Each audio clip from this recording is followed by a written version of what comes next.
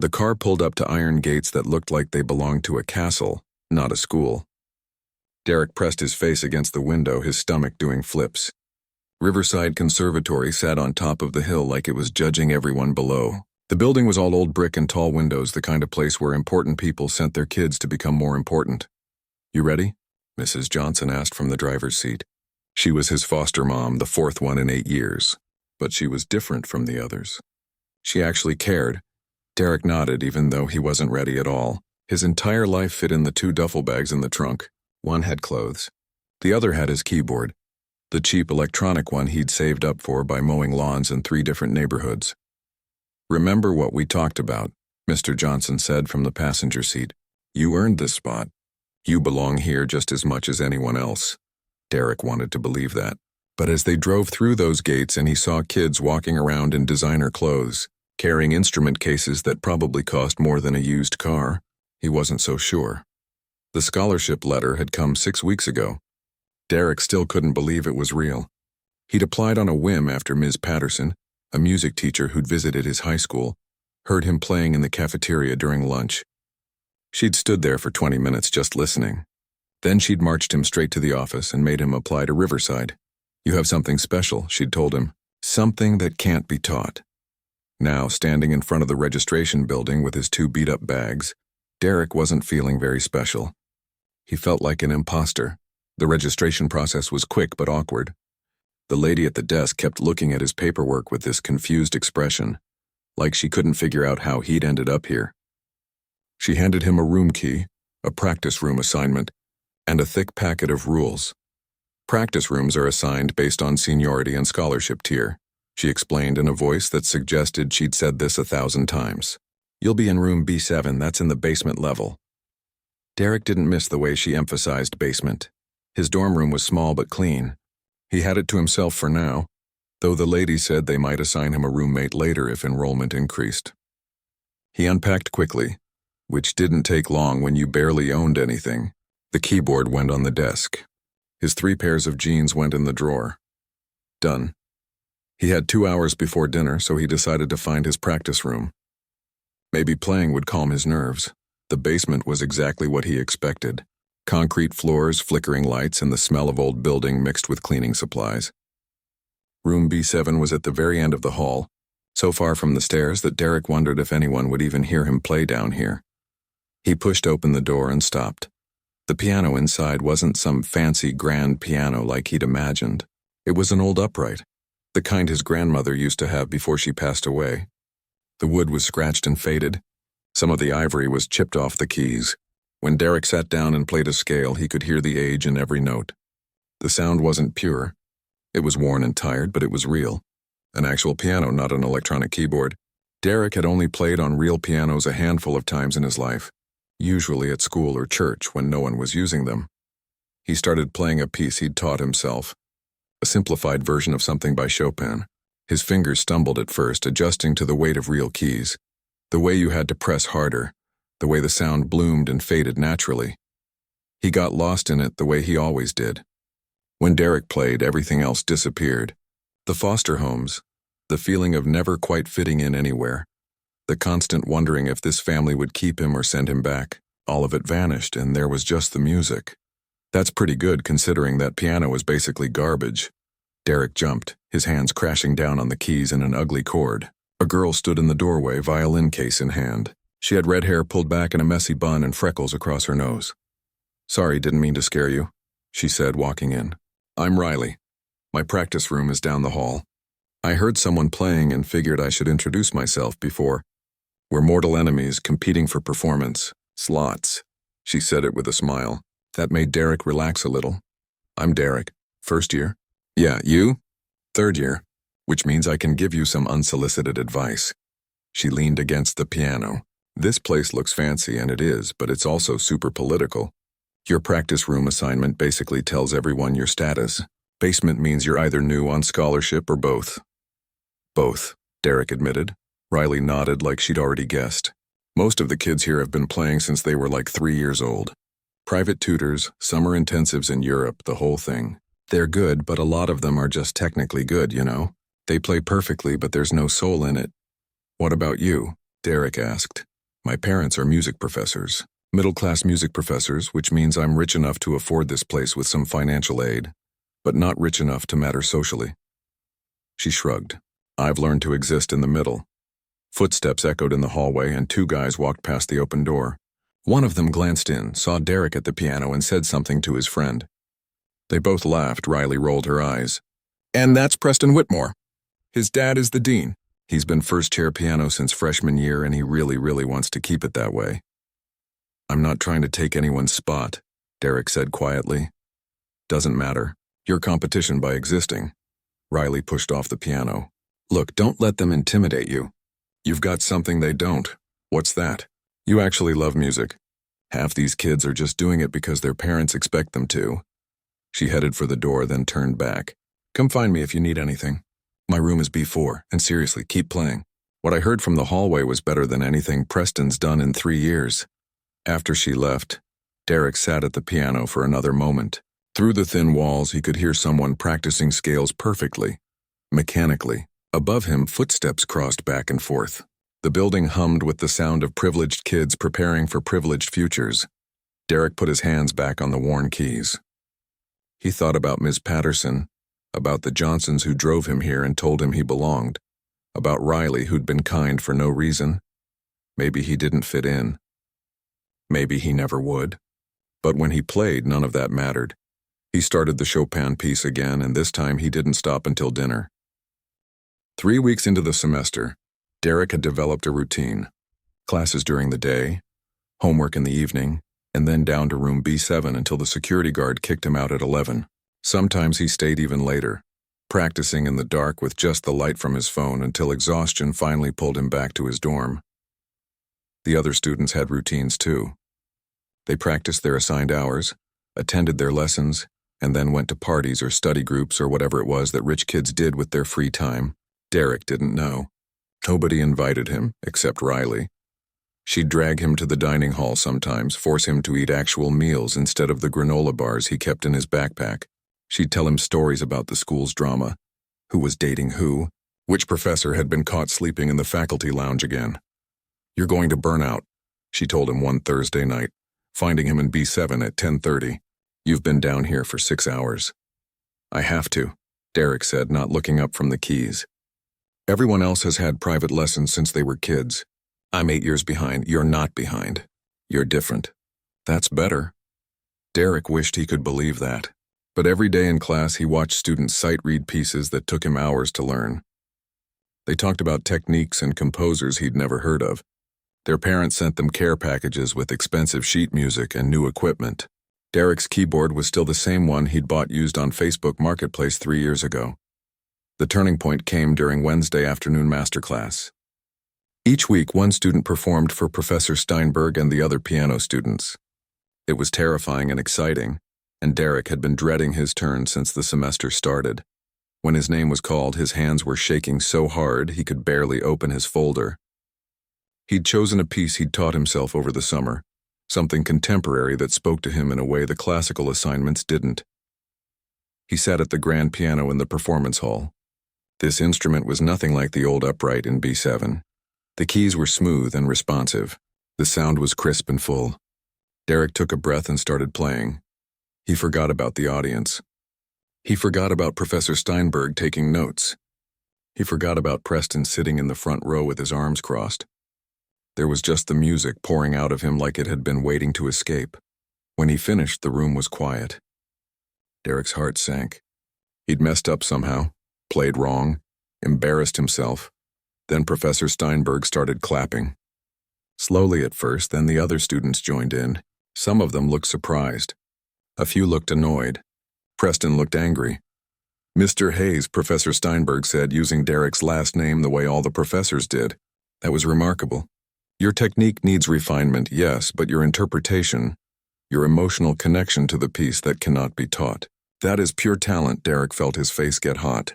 He mumbled a thank you and practically ran back to his seat. Riley caught his eye from across the room and grinned. After class, Professor Steinberg called him over. She was an older woman with gray hair cut short and glasses that hung on a chain around her neck. Everyone said she was tough but fair, that getting praise from her meant something. Derek, she said, and he appreciated that she used his first name. Have you considered auditioning for the Winter Showcase? His stomach flipped. The Winter Showcase was the biggest event of the semester. Music scouts came. Donners came. It was where students got noticed, where careers started. I don't think I'm ready for that, he said. I think you are. The auditions are in 4 weeks. I'd like to work with you, prepare you properly. She handed him a card with her office hours. Come see me Monday. We'll choose a piece together. Derek walked out of that classroom feeling like he was floating. Someone believed in him. A real professor at a real conservatory thought he had a chance. That feeling lasted about 2 days. On Friday, Derek went to B7 to practice and found his folder of sheet music missing. He'd left it on the piano like he always did. Now it was gone. He searched the whole room, checked the hallway, asked the security guard. Nothing. Maybe you took it back to your dorm, Riley suggested when he told her. But Derek knew he hadn't. That music was his lifeline. He'd never forget it somewhere. He spent the weekend rewriting what he could from memory and printing new copies of pieces he downloaded. It set him back, but he managed. Then on Monday, when he went to his scheduled practice time, someone else was in room B7. A sophomore cellist Derek had never spoken to. This is my room, Derek said from the doorway. The guy looked up, annoyed. Schedule says it's mine from 4 to 6 on Mondays now. Derek checked the board outside the practice rooms. Sure enough, his schedule had been changed. Now he had B7 from 6 to 8 in the morning and midnight to 2 a.m. The worst possible times. There must be a mistake, Derek said to the student worker at the music office. She clicked through her computer. No mistake. Schedule was updated last week. You should have gotten an email. Derek checked his email. Nothing, but arguing seemed pointless. These people didn't care about his problems. He adjusted. Started waking up at 5:30 to practice before classes. Came back after midnight when the building was empty and cold. His body ached from lack of sleep. His focus in classes started slipping.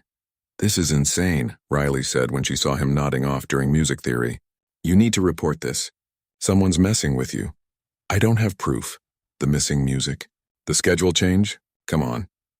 But Derek had been in enough foster homes to know how this worked. When you're the outsider, when you're the one who doesn't belong, nobody believes you.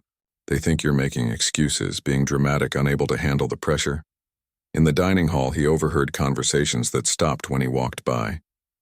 Comments about diversity admissions and lowering standards. Preston and his friends were the worst. They never said anything directly to Derek, but they made sure he could hear them talking. I heard Steinberg's giving him private lessons, one of Preston's friends said at lunch. That's not even fair. Some of us have been asking for extra time with her for years. Probably trying to meet some quota, Preston replied. You know how it is now. They have to let these kids in, even if they're not really conservatory material. Derek's appetite disappeared. He threw away half his sandwich and left. That night, Mrs. Johnson called. She did every week, checking in. How's it going, sweetie? She asked. And Derek could hear Mr. Johnson saying something in the background. It's good, Derek lied. Really good. The teachers are great.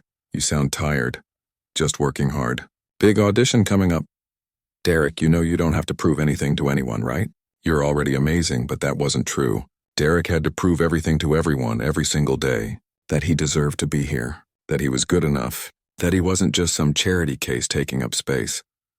After hanging up, he went down to B7 even though it wasn't his scheduled time. The cellist was gone. Derek sat at the old piano and played until his fingers hurt.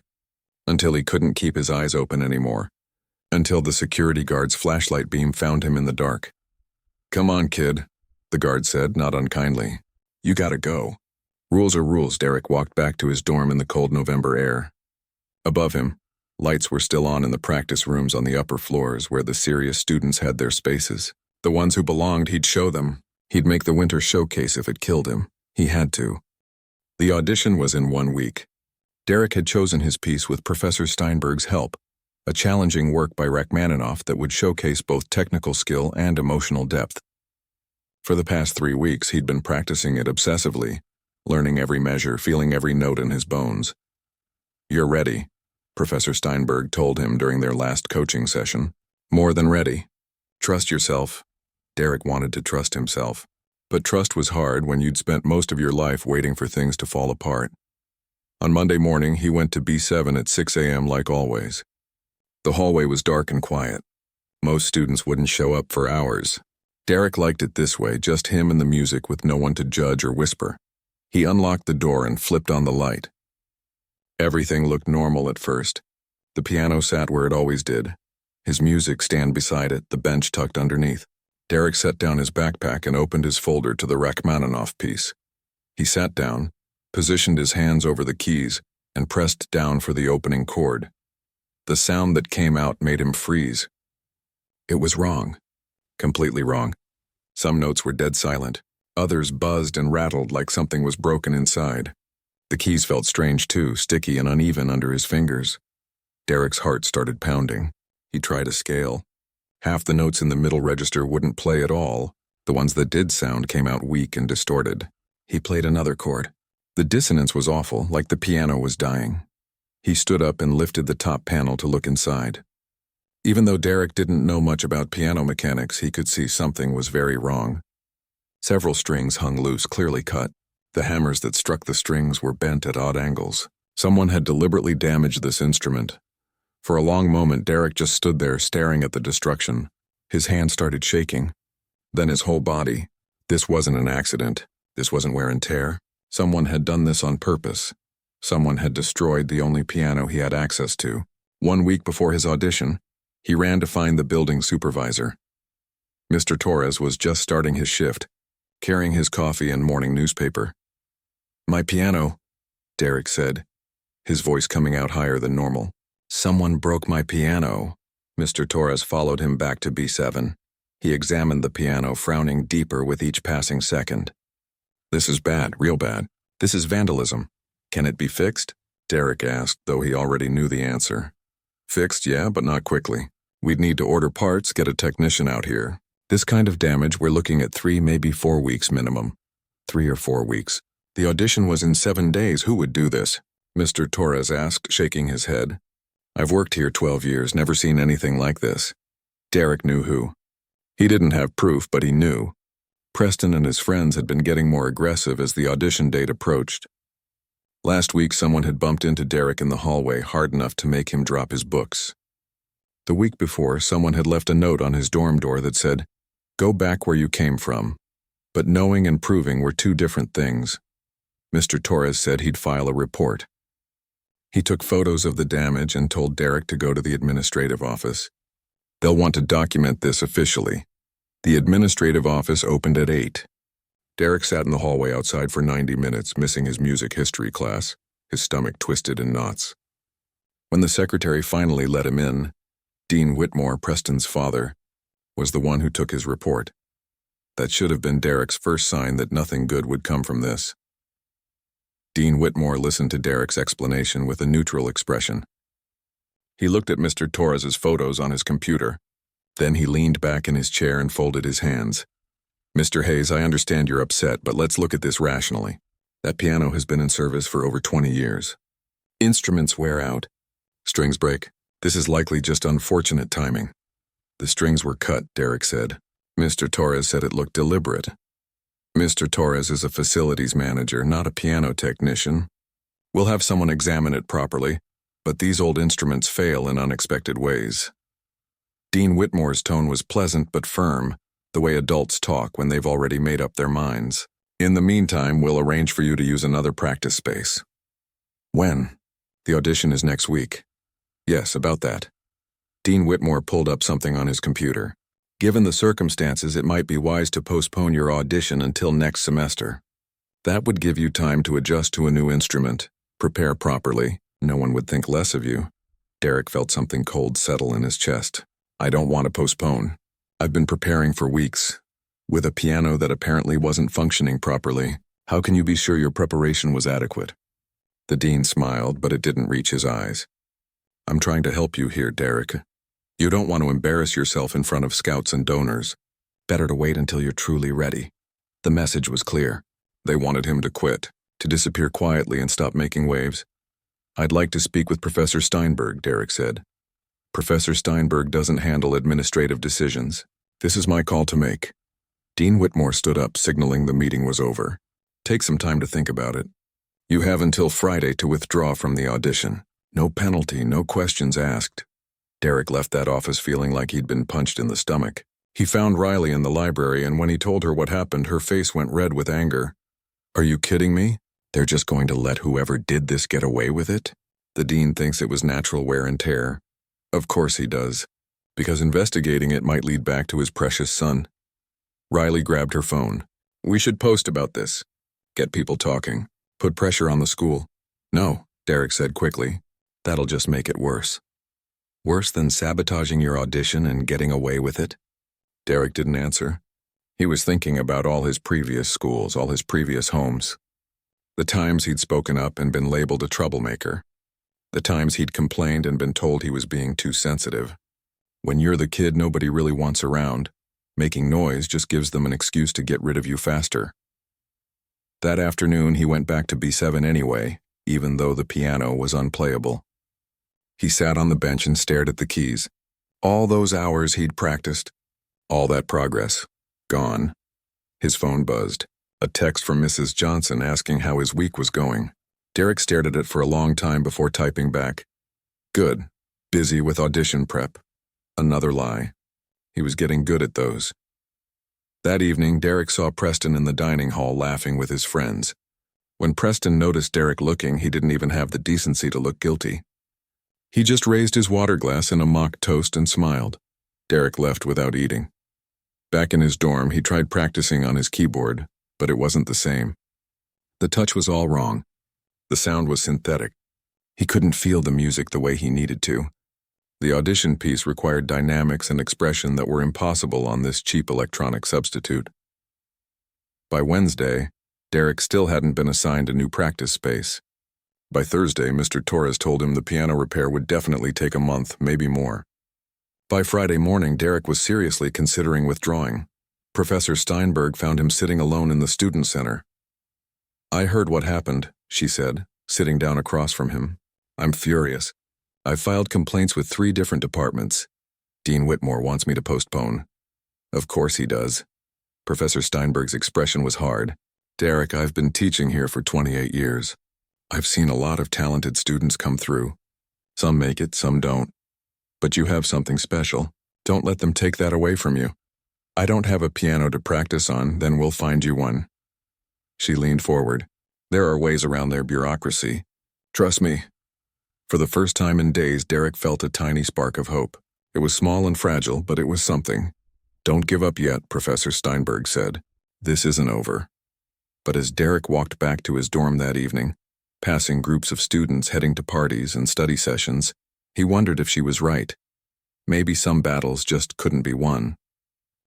Professor Steinberg told Derek to meet her Saturday morning at the music building. When he arrived at 7 a.m., she was waiting by a side entrance he'd never noticed before, the kind of door that looked like it hadn't been opened in years. "What is this place?" Derek asked. "The old wing," she said, pulling out a key that looked like it belonged in a museum. "Before they built the new practice facilities 15 years ago, this is where students rehearsed. It's been closed off since then. Storage now mostly." She unlocked the door and it creaked open, revealing a dark hallway that smelled like dust and old wood. Professor Steinberg flicked a light switch. Half the bulbs were burned out, casting strange shadows on the walls. They walked past rooms filled with broken music stands, stacks of old chairs, filing cabinets covered in cobwebs. At the very end of the hall, Professor Steinberg stopped in front of a large double door. "I shouldn't be showing you this," she said. "Technically, this area is off limits to students." "Then why are you?" She looked at him with those sharp eyes that seemed to see right through people. "Because what they did to you was wrong. Because I've watched talented kids get crushed by politics and privilege my entire career, and I'm tired of it."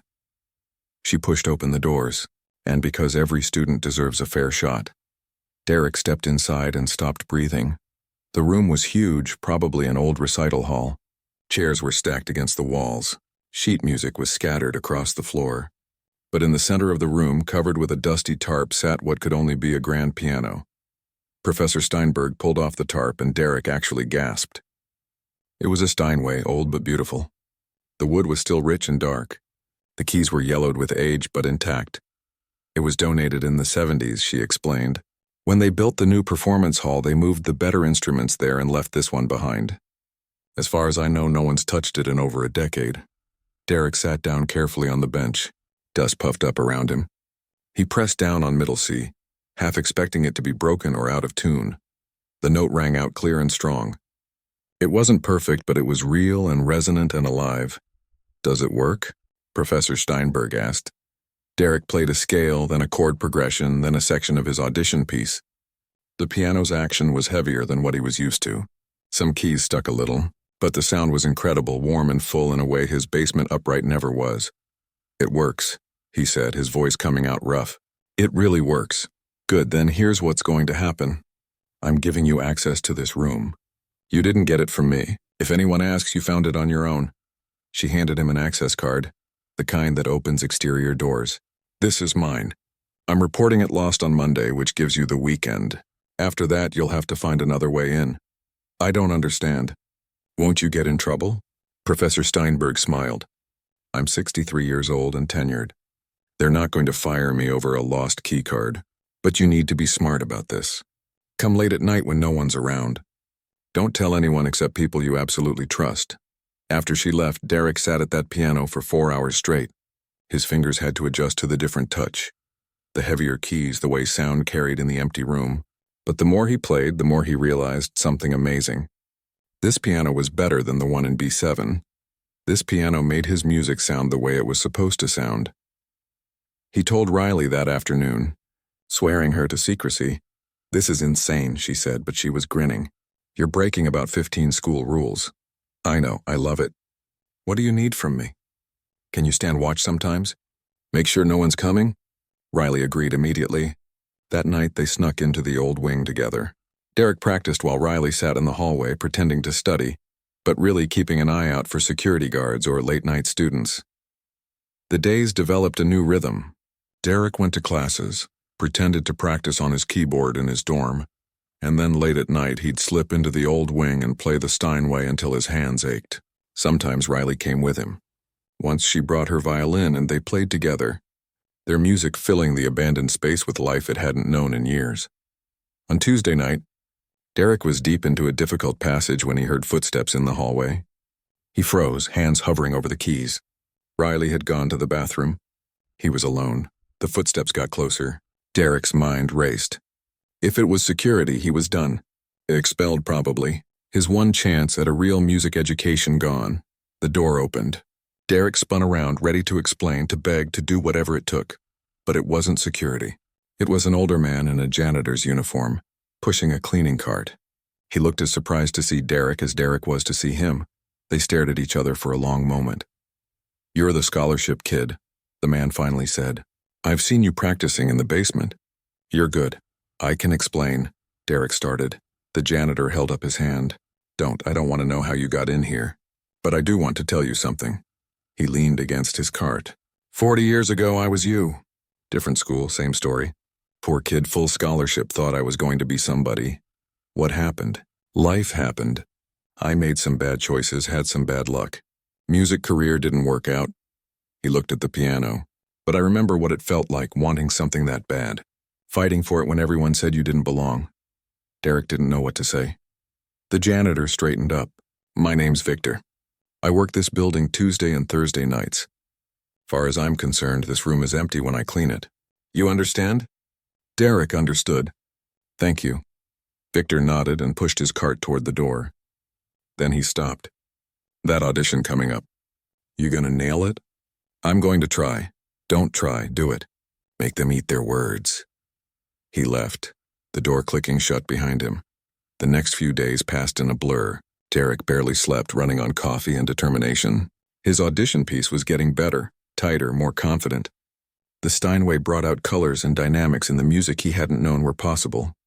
On Thursday night, he was practicing a particularly difficult section for the 100th time when Riley burst into the room, her face pale. "We have a problem," she said. "Preston knows." Derek's stomach dropped. "Knows what?" "About this place. I heard him talking to his friends in the library. Someone saw you coming out of the old wing last night. They told Preston and he told his dad." "When?" "Today. This afternoon." Derek looked at the piano, at this beautiful instrument that had given him hope when everything else had been taken away. "What do I do?" "I don't know." But Dean Whitmore is probably going to come looking for you. And when he does, Riley didn't finish the sentence. She didn't have to. Derek sat on the bench, his hands trembling. 3 days until the audition. 3 days, and now they knew his secret. They'd take this away too. They'd find some rule he'd broken, some policy he'd violated. They'd make sure he had no way to prepare, no way to compete. He thought about quitting, about just withdrawing from the audition, finishing the semester quietly, maybe transferring somewhere else next year. It would be easier, safer. But then he thought about everyone who'd believed in him. Mrs. Johnson and her husband, Professor Steinberg risking her keycard, Victor the janitor sharing his story, Riley standing guard night after night. And he thought about all the kids like him, the ones who'd come after, who'd face the same discrimination and sabotage. If he quit now, he was telling them it was okay to give up when things got hard. "I'm not leaving," Derek said.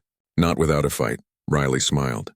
"Good, because I already texted Professor Steinberg. She's coming tomorrow morning. Said she has a plan." That night, Derek practiced until dawn. He played his audition piece over and over, pouring every emotion he had into those notes. Fear, anger, hope, determination, all of it went into the music. When security finally found him at 6 in the morning, he'd already decided. Whatever happened next, he wasn't backing down. They wanted him gone. They'd have to drag him out. Friday morning, Derek was called to Dean Whitmore's office. He knew this was coming. He'd spent the whole night preparing what he'd say, how he'd defend himself, but walking into that office, all his prepared words disappeared. Dean Whitmore sat behind his desk. Professor Steinberg stood by the window, and sitting in the corner was someone Derek had never seen before.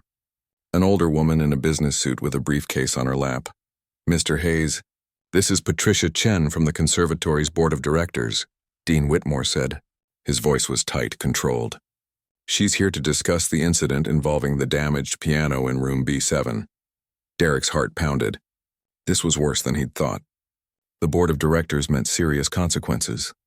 Ms. Chen opened her briefcase and pulled out a folder. "Professor Steinberg brought some concerns to our attention yesterday. Concerns about potential sabotage and discrimination. I've spent the past 18 hours reviewing security footage, interviewing staff, and examining evidence."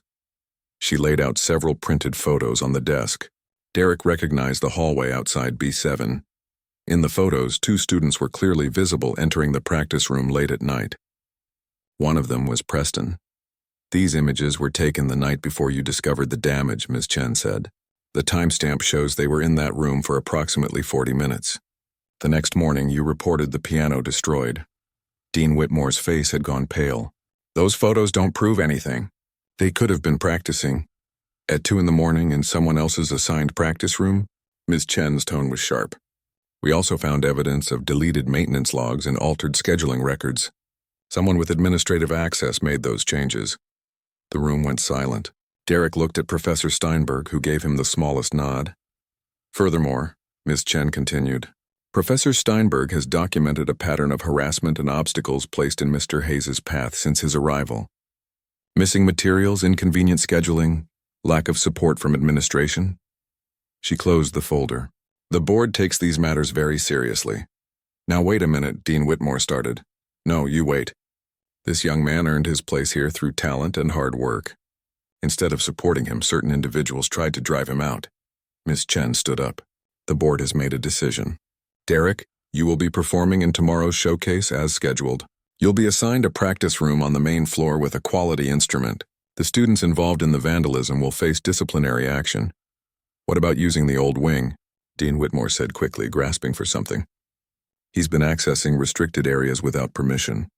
Professor Steinberg spoke for the first time. "I gave him permission. As a senior faculty member, that's within my rights.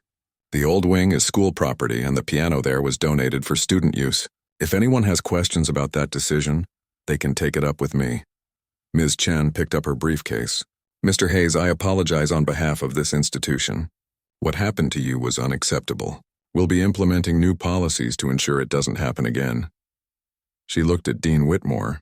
"We'll speak privately about your role in this matter." After they left, Derek stood in the empty office with Professor Steinberg, trying to process what had just happened. "How did you do that?" he asked. I've been collecting evidence since the day your music went missing. I knew something was wrong, but I needed proof. She smiled. Never underestimate a professor who's been around long enough to know where all the skeletons are buried. Now go rest.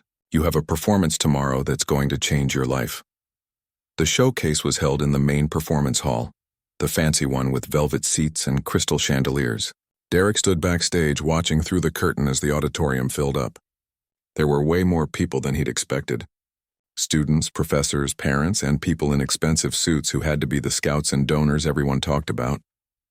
Riley found him in the green room. You nervous? Terrified? Good, that means you care. She squeezed his shoulder. You're going to be amazing. I know it. Derek was performing 4th out of 12 students. He watched the first 3 go, all of them technically perfect, playing like they'd been programmed by computers. Clean, precise, and completely forgettable. Then they called his name. Walking onto that stage felt like moving through water. The grand piano sat in the spotlight, this massive instrument that cost more than a house. Derek sat on the bench and looked out at the sea of faces. He found Mrs. Johnson and her husband in the 5th row.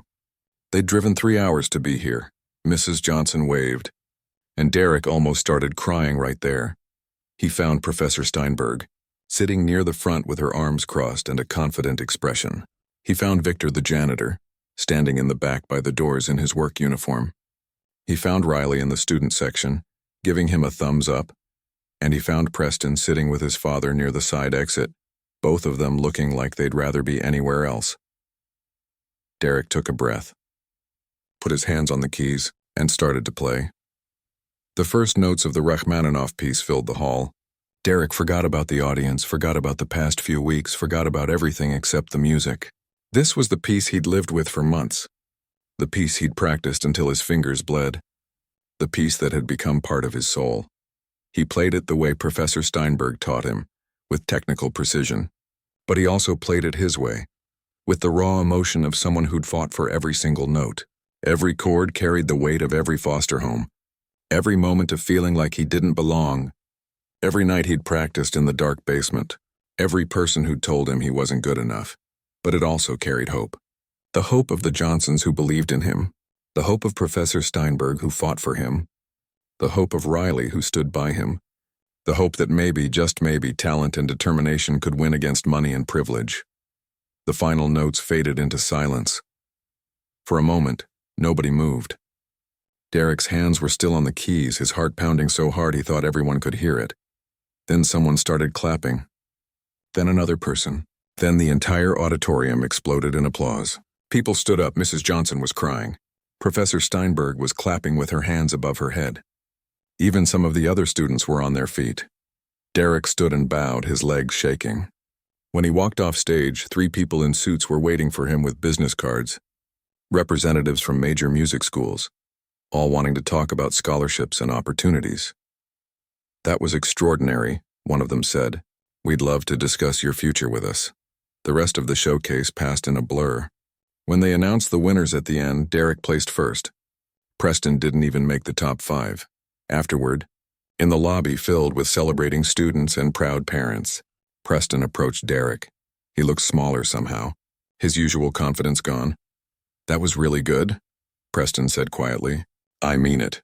Derek studied him for a moment. Preston looked genuinely embarrassed, maybe even ashamed. I'm sorry, Preston continued. For everything. I was jealous and I was an idiot.